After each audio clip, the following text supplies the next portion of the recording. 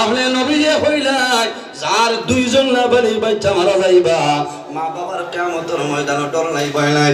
ইয়া রাসূলুল্লাহ যার একজন না বলে বাচ্চা মারা যাইবা কিয়ামতের ময়দানে মা বাবার ডর নাই ভয় নাই।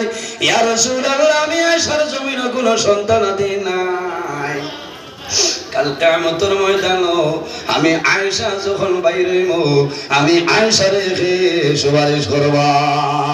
রাসূলুল্লাহ ফরমায় ও আয়েশা তুমি জানিয়া রাখিও যখন কিয়ামতের ময়দানে আমার গুনাহগার উম্মতির কোনো সাহায্যকারী থাকতা নাই সেই ময়দানে আসো আমি রাসূলুল্লাহ নাম সাহায্যকারী হও না। সুবহানাল্লাহ।